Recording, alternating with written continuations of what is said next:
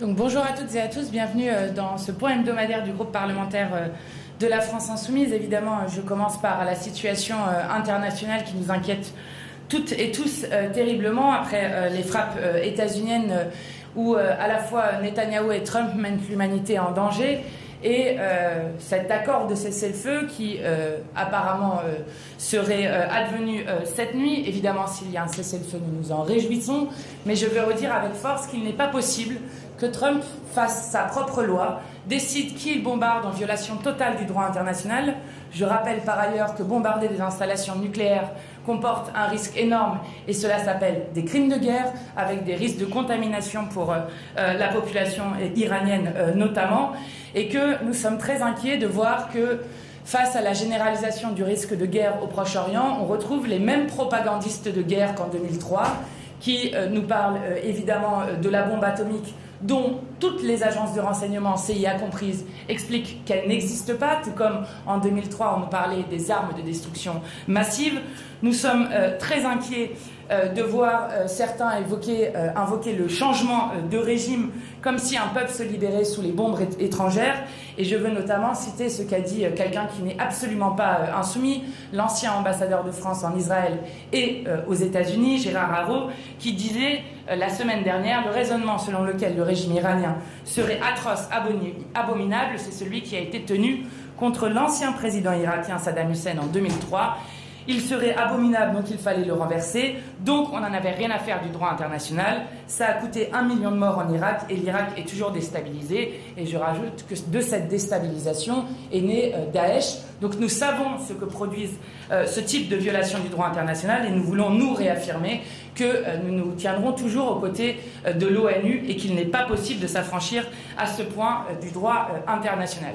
Je rappelle que c'était en 2003 l'honneur de la France d'avoir refusé de participer à ce bain de sang et que nous sommes évidemment là aussi très préoccupés de voir que Emmanuel Macron est en dessous de tout, est incapable de dénoncer les frappes états-uniennes et les frappes israéliennes, se retrouve dans la nuit même à effacer des tweets pour dire qu'il se tiendrait aux côtés du Qatar, donc dans lequel il impliquerait notre pays dans cette régionalisation de la guerre.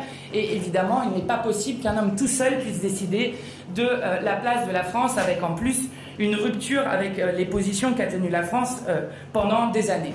Je veux rappeler aussi que c'est l'impunité de Netanyahou qui conduit à cette guerre sans limite et que la France y contribue, puisque la France refuse toujours de reconnaître l'État de Palestine, alors qu'elle devait le faire la semaine dernière lors d'un sommet à l'ONU, puisque la France refuse toujours de prendre des sanctions à l'encontre de Netanyahou. Je rappelle qu'il y a eu 17 trains de sanctions contre Poutine et qu'il y a 0 sanction contre Netanyahou.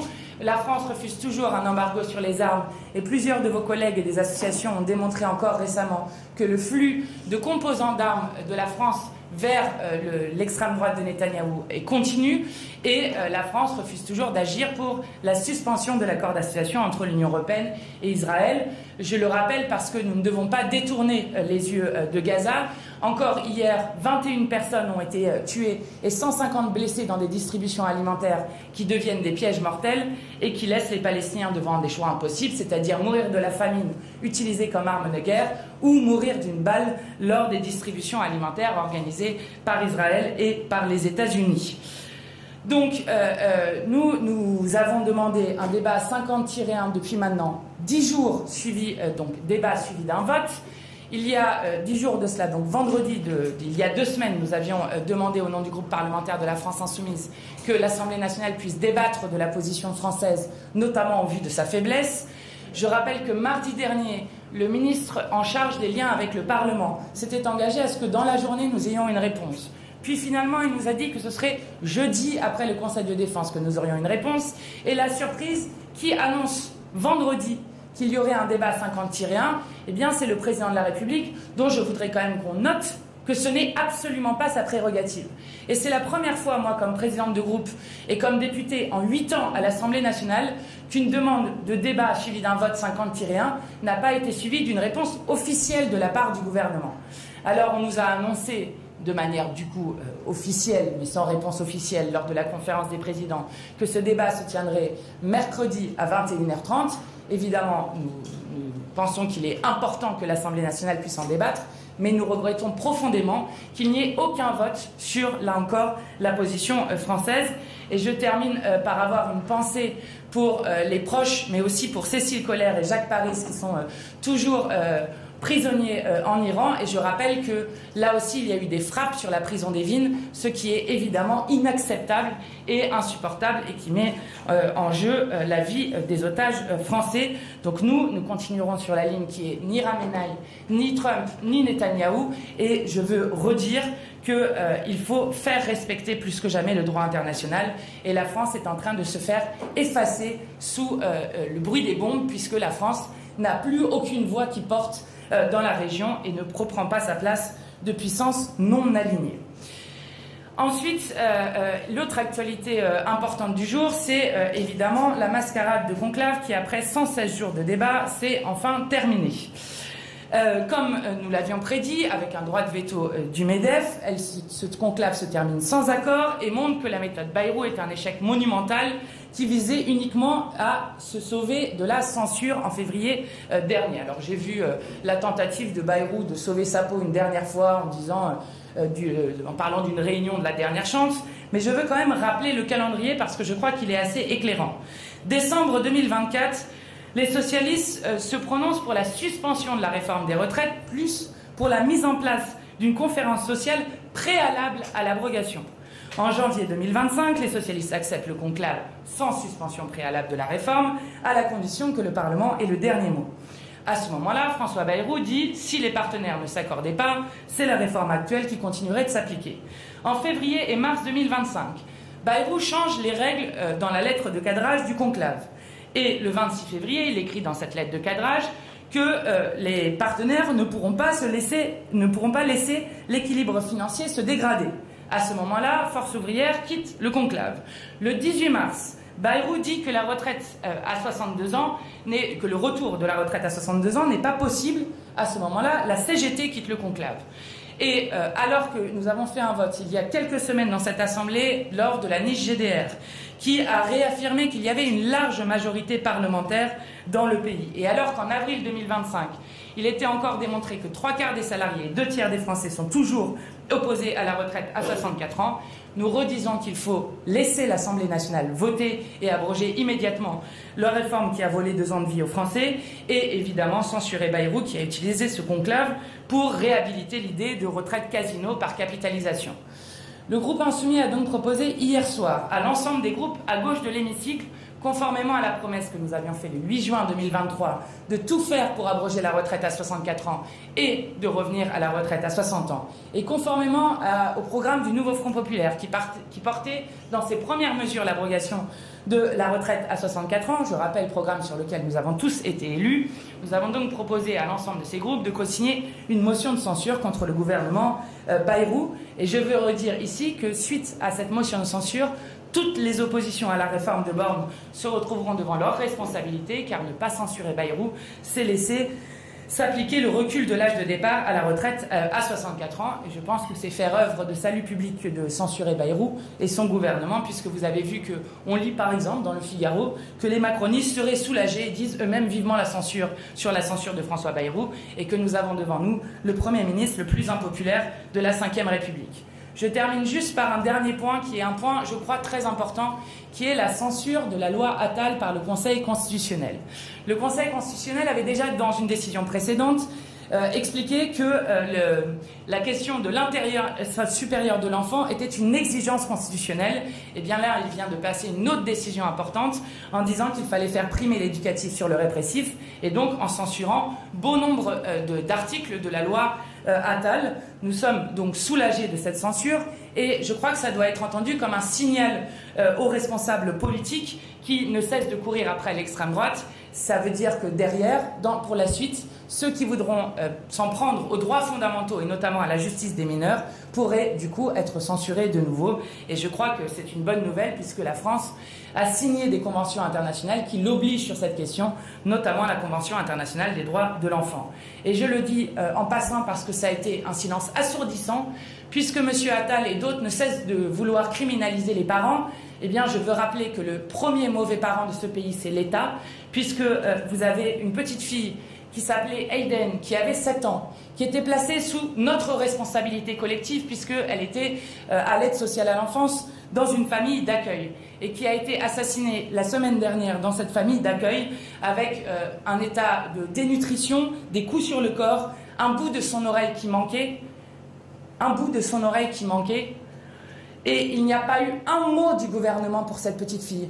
Eh bien, nous voulons redire que nous rendons hommage à Aiden et que nous voulons redire que plus jamais ces situations ne doivent se produire dans ce pays et que c'est une honte que les enfants qui soient aujourd'hui accueillis à l'aide sociale à l'enfance se retrouvent dans des situations où l'inaction de ce gouvernement tue, comme on l'a malheureusement déjà vu. Je termine en disant que nous serons présents au rassemblement ce soir aux côtés de plusieurs organisations contre la guerre et contre les génocides, que nous serons présents samedi 28 juin pour la marche des fiertés et dimanche 29 juin pour la marche contre les pesticides.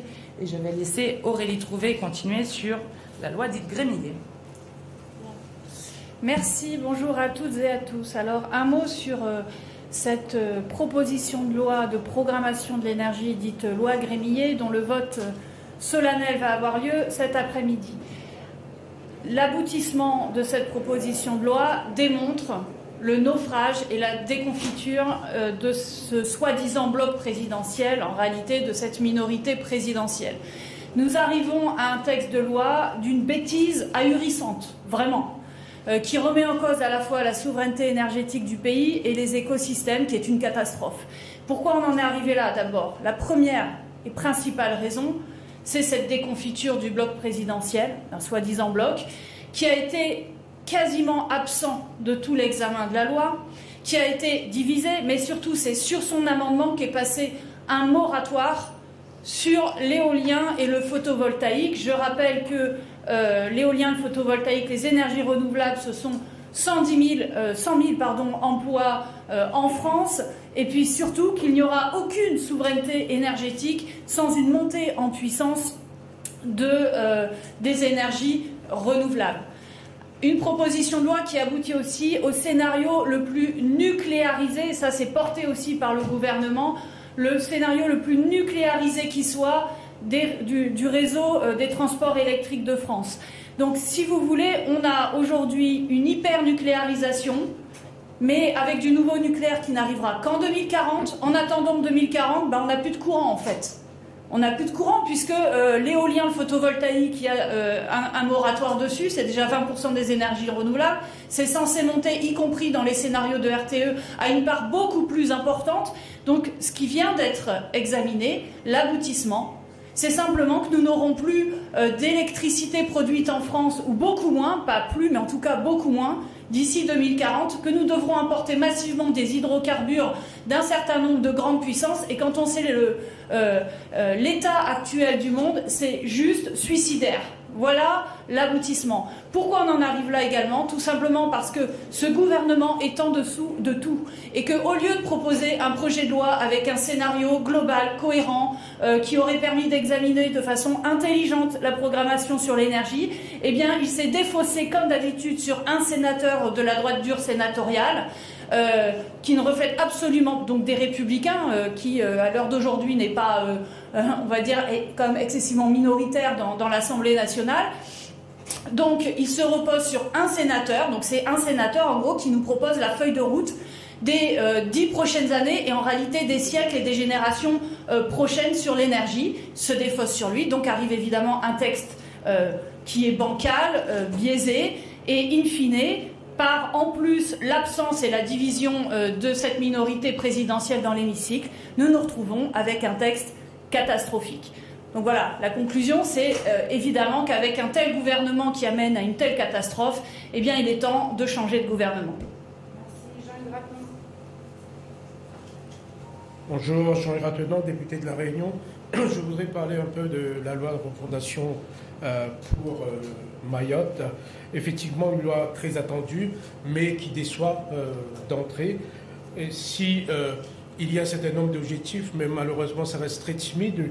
Il faut savoir quand même que Mayotte est française depuis 1841, que Mayotte a réaffirmé son appartenance dans le cadre du référendum d'autodétermination en 1973, je crois, et devient département français en 2011. Et depuis, on peut dire que l'égalité, que les droits sont bafoués à Mayotte et que Mayotte est toujours abandonné et risque de le rester encore pour plusieurs années malgré ce texte. Nous allons tout mettre en œuvre pour changer la donne lors des débats dans l'hémicycle. Les débats ont démarré dès hier après-midi, ça va continuer pendant toute la semaine, mais déjà on peut dire que dans un territoire où règne la grande pauvreté, plus de la moitié des familles vivent dans une grande pauvreté qui touche notamment les enfants, les personnes âgées, les malades, où il n'y a pas ou peu de services publics au niveau de la santé. On nous promet un deuxième hôpital, mais quand sur l'égalité sociale très attendue par la population mahoraise, mais aussi par les Français de l'océan Indien et de la Réunion notamment, et bien l'égalité sociale notamment du SMIC, alors que rien n'empêche l'égalité du SMIC dès l'année prochaine, et bien on nous promet à l'horizon 2031, c'est-à-dire dans 6 ans, l'égalité des minima sociaux à partir de 2031, et donc même pour permettre aux enfants d'accéder à des repas de qualité qui respectent les normes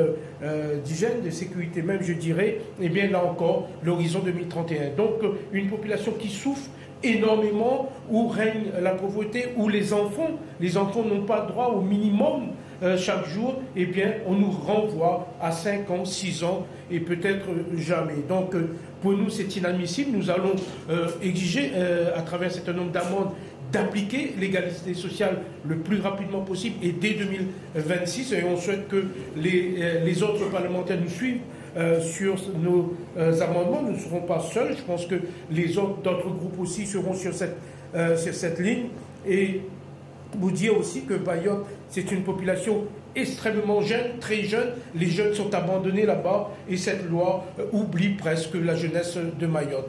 Et vous dire que les Mahoraises et les Mahorais se sont des fois obligés de quitter Mayotte, venir dans l'Hexagone ou partir vers la Réunion parce qu'ils n'arrivent plus à rester sur leur territoire, parce que la France, l'État français a décidé de les laisser dans la misère et pour encore très longtemps. Bonjour à toutes et à tous. Comme vous le savez, depuis aujourd'hui, une nouvelle enquête du Défenseur des droits a été publiée, une enquête qui revient sur le contrôle au faciès. Comme vous le savez également, les hommes dits ou perçus comme noirs ou arabes ont 20 fois plus de risques de se faire contrôler par la police. Et plutôt que de s'attaquer à ces discriminations systémiques, l'appareil d'État a décidé d'orchestrer une véritable chasse à l'homme. Le ministre de l'Intérieur, après avoir usurpé les compétences du ministre des Affaires étrangères pour lancer une guerre diplomatique contre l'Algérie notamment, s'arrange aujourd'hui de celle du ministre des Armées, avec notamment la mobilisation de la force Sentinelle. Une force qui avait pour objectif, il y a une semaine, mercredi et jeudi, excusez-moi, d'organiser très clairement une chasse à l'homme contre l'homme noir, en tout cas perçu comme tel, l'homme arabe, ou tout ce qui est considéré comme non blanc. Il ne s'agit pas d'une opération très clairement de maintien de l'ordre, mais d'une opération de tri ethnique, raciste et xénophobe, orchestrée et organisée par le ministre de l'Intérieur, dans la continuité des circulaires passées, celle de Darmanin, celle de Valls avant lui, et puis celle encore plus récemment du ministre de l'Intérieur, Bruno Retailleau.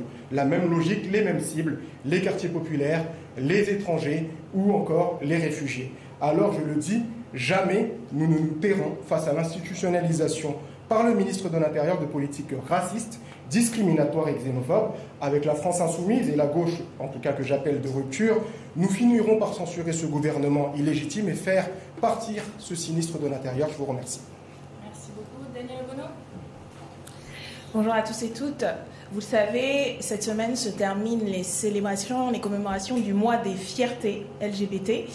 À Paris, il y aura une grande manifestation à laquelle nous participerons et nous appelons le plus grand nombre à se mobiliser. Ce 28 juin, je le rappelle également, célèbre les révoltes de Stonewall qui ont vu des personnes LGBT se rebeller contre la répression policière, et depuis depuis lors, c'est un moment pour rappeler les revendications des personnes qui subissent une oppression systémique dans notre société en vertu de leur identité de genre ou de leur orientation sexuelle.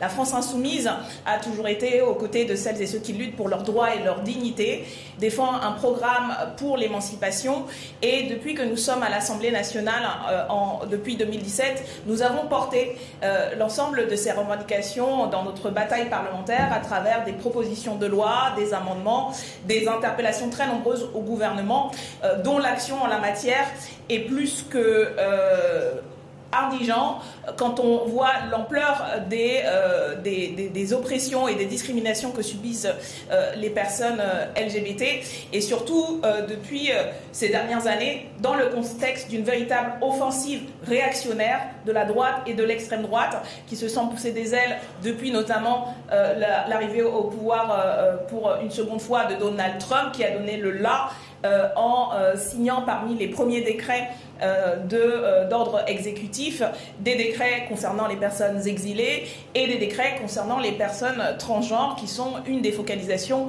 de cette offensive réactionnaire. Et on voit ce mouvement à travers le monde, on le voit en Europe, dans un certain nombre de pays comme la Hongrie, mais on le voit aussi en France où par exemple le Sénat a adopté une proposition de loi d'un sénateur de droite qui remet en cause l'accès à des transitions de genre. Et donc, plus que jamais, il y a besoin de se mobiliser et nous avons produit à l'occasion ce plan qui redonne les éléments de notre travail parlementaire sur le sujet et l'ensemble des textes et des interventions que nous avons fait depuis que nous sommes à l'Assemblée et nous invitons tous et toutes à participer et à porter leur soutien à la marche des fiertés qui a subi, vous le savez aussi ces dernières semaines, un certain nombre d'attaques de la droite et de l'extrême droite et la meilleure réponse doit se déployer dans la rue, nombreux et nombreuses à l'occasion de la dernière marche des fiertés. Merci beaucoup. Question?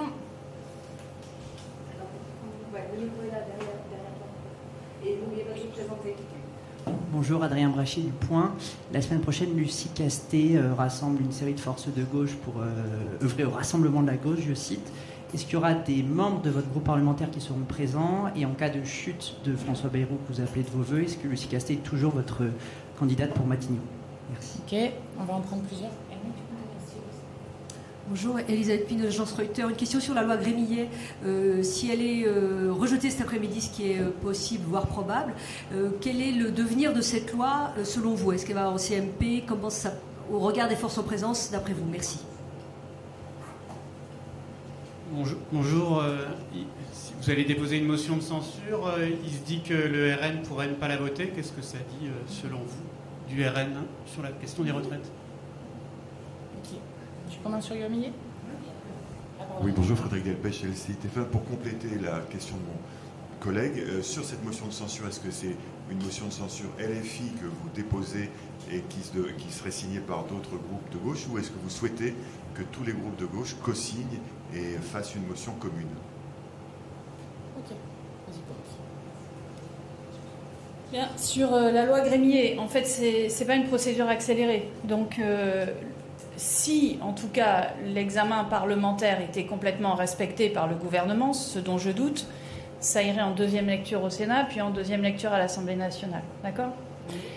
Mais je ne pense pas du tout que c'est ça qui va se passer. Mon avis, c'est que le gouvernement va utiliser, disons, les débats à l'Assemblée. Enfin, c'est-à-dire, il s'est débrouillé, en fait, pour qu'on ait un texte le plus, comment j'allais pas dire le plus pourri possible, mais le plus catastrophique possible, pour qu'en fait dire dans l'été, bah écoutez, il faut bien qu'on ait une PPE, une programmation pluriannuelle de l'énergie. Les parlementaires, vous n'êtes pas responsables, et donc nous allons faire notre PPE sans considérer l'examen parlementaire. Voilà ce que je pense qui va se passer, ce qui ne serait guère étonnant, étant donné, disons, la vision de ce gouvernement, du Parlement, et particulièrement de l'Assemblée nationale, c'est-à-dire que ce gouvernement méprise, piétine, même les prérogatives de l'Assemblée nationale depuis le début qu'il est en place, et ce sera, à mon avis, un nouvel exemple. Alors, sur les autres questions qui étaient posées, est-ce que c'est une motion de censure LFI ou est-ce que on souhaite que tous les groupes de gauche la co-signent? En tout cas, nous avons écrit à l'ensemble des groupes qui siègent à gauche de l'hémicycle. Donc, nous souhaitons que l'ensemble des groupes à gauche de l'hémicycle retrouvent le chemin de la censure. Je le dis d'autant plus quand je vous ai refait le calendrier de ce qui s'était passé depuis janvier de cette année, que la non-censure du PS a permis non seulement de cacher, ça va aller avec la deuxième question sur le Rassemblement national, de cacher le fait que c'est le Rassemblement national qui permet, par son soutien sans participation au gouvernement, de continuer la politique macroniste, mais en plus d'avoir imposé le pire budget qu'on ait vu du XXIe siècle dans ce pays. Donc nous souhaitons que cette motion de censure soit la plus large possible, et je crois qu'ensuite, effectivement, chacun devra prendre ses responsabilités, et en particulier le Rassemblement national, qui ne cesse de faire semblant qu'ils sont en opposition à Emmanuel Macron, alors que c'est eux qui leur permettent de continuer la même politique qui a été pourtant battue 3 fois dans les urnes, alors que, je le rappelle, le Rassemblement national n'a rien fait, ni dans l'Assemblée, ni dans la rue pour combattre la retraite à 64 ans, et vient d'ailleurs récemment encore d'affirmer qu'il renonçait de fait à l'abrogation de la retraite à 64 ans, après avoir fait la girouette 25 fois pour changer de position sur la position qu'il tenait sur la question de la réforme des retraites. Donc je crois que là aussi, la motion de censure permettra de déterminer de nouveau qui est dans la majorité et qui est dans l'opposition, et donc le RN, on verra s'il continue dans cette politique qui est en fait l'assurance vie du système et de soutien sans participation au gouvernement de M. Bayrou. En tout cas, ce qui est sûr, c'est qu'on sent poindre une certaine inquiétude chez le gouvernement. Et je crois qu'ils ont raison d'avoir peur, parce qu'à un moment ou à un autre, on ne peut pas s'asseoir sur la démocratie comme ils le font depuis 1 an, s'asseoir sur le résultat des élections de juin et de juillet dernier et penser ainsi qu'on peut passer en force constamment. Ensuite, sur la réunion du 2 juillet de Lucie Castet. Bon, d'abord, je crois qu'il ne faut pas dire des faux semblants, c'est-à-dire que vous avez remarqué que au PS, il est sans cesse répété qu'ils ne veulent plus rien faire avec la France insoumise, ça c'est la première des choses.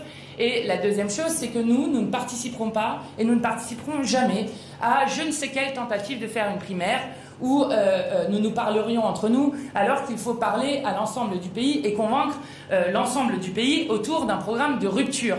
Je le dis avec force parce que si vous regardez ce qui s'est passé avec l'élection de Trump en ce début d'année, vous ne pouvez pas comprendre que dans un État, Trump arrive en tête et que le même jour, Rachida Tlaib soit élue au Congrès, c'est-à-dire une femme américano-palestinienne ou palestinienne-états-unienne, comme vous voulez, qui a été élue ce même jour. De même que dans des États où Trump arrive en tête, le référendum pour constitutionnaliser le droit à l'avortement dans la constitution de l'État, ce même jour, là aussi, arrive en tête, dans le même État où Trump est arrivé en tête. Vous ne pouvez pas ainsi comprendre que seule une gauche de rupture peut battre l'extrême droite. Voilà ce qui est la leçon principale de ce qui s'est passé aux États-Unis. Et je crois que là-dessus, sur cette question, nous restons fidèles aux engagements que nous avons pris devant les électeurs et les électrices. Et cet engagement, c'est celui du programme du Nouveau Front Populaire et uniquement le programme du Nouveau Front Populaire.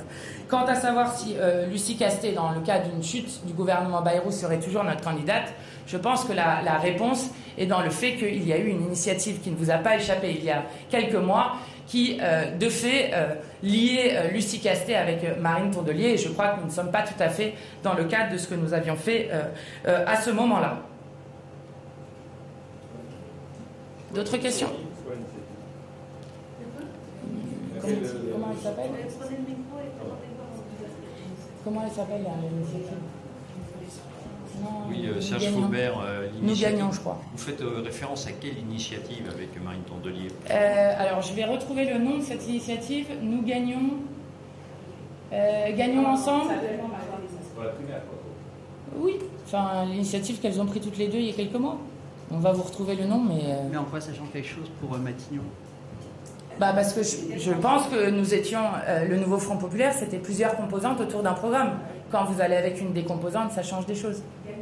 Gagnons ensemble. Ah, je l'avais. Est-ce qu'il y a d'autres questions? Une dernière? Bonjour, Sandrine Cassine du Monde. Une question sur la censure. Si, par exemple... Alors, d'abord, deux questions. D'abord, est-ce que les autres groupes vous ont répondu? Vous parlez du groupe de gauche. Et puis, deuxièmement, si par hasard le PS décidait de déposer sa propre motion de censure, est-ce que vous la voteriez? Merci. Alors, oui, nous voterions toute motion de censure. Et sur la question des réponses des autres groupes, nous venons d'échanger suite à la fin de la conférence des présidents avec Emeline Kabidi, qui est coprésidente du groupe GDR, et Cyrielle Châtelain du groupe des écologistes, qui toutes les deux m'ont redit qu'elles allaient, puisqu'elles venaient de recevoir la lettre, qu'elles allaient en discuter avec leur groupe et que nous allions nous revoir dans la journée. Donc oui, nous aurons des réponses très rapidement sur cette question. Et le PS, je ne les ai pas vus, donc je ne sais pas. Merci beaucoup.